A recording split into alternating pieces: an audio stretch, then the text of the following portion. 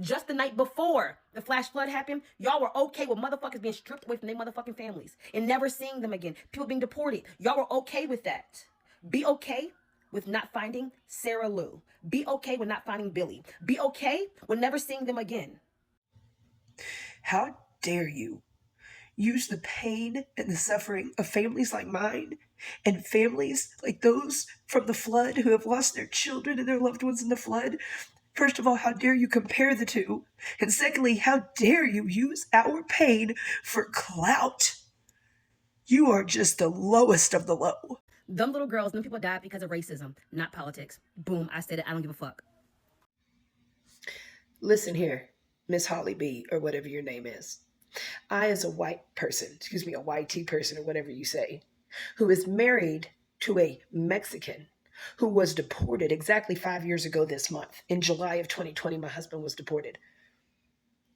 I feel like I have a little bit of right to speak on this subject. How dare you compare deportation to these little girls losing their lives, to these families losing their babies? How dare you use my trauma, my family's trauma, the trauma of all these other families who've been deported, the trauma of all these families who have lost loved ones in this flood. How dare you use our trauma trying to get clout? That is all you're doing. Using it for your own political gain, using it because you want to grow on this app, you want clout, and you are using the trauma from our families to do it? That is so low. That is so low.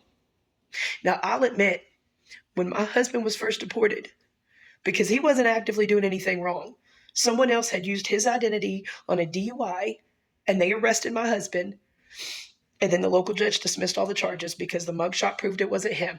Unfortunately, immigration had already decided to deport him because they had put a hold on him.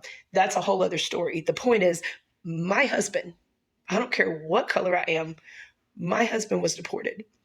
I have personally experienced the trauma and the heartache and the pain of my husband being ripped away. My 3 innocent children who are American citizens, who are half white and half Mexican, they have experienced the trauma of deportation. It sucks. It absolutely sucks, and it hurts. And there were times, especially right after it happened, there were times where it felt like he had died. It felt like he had died because he was ripped away with no warning. I couldn't go see him. We couldn't visit him because it was right in the peak of COVID in July of 2020. They wouldn't let me give him a phone charger, his ID, any money, nothing. They dumped him on the border. It took him 5 days to get home because how are you supposed to send somebody money when they don't have an ID? How are you supposed to call someone when they can't charge their phone? How are they supposed to get home from one end of the country to the other with no money? But how can you send them money if they don't have an ID? It was a traumatic experience, but there were days went by where I could not talk to him, and walking through the house, seeing his stuff, seeing his wallet there, his shoes, his whatever.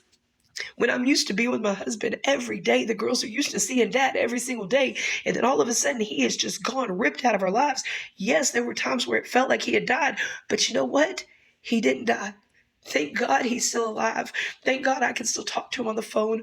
We can message. We have moved to Mexico. We spend our summers in the States and the rest of the year in Mexico so we can be with him. I can still hug my husband. The girls can still hug their dad. But the families of these little girls will never be able to hug their little girls again. How dare you compare deportation to this tragedy just so you can get some followers? Shame on you.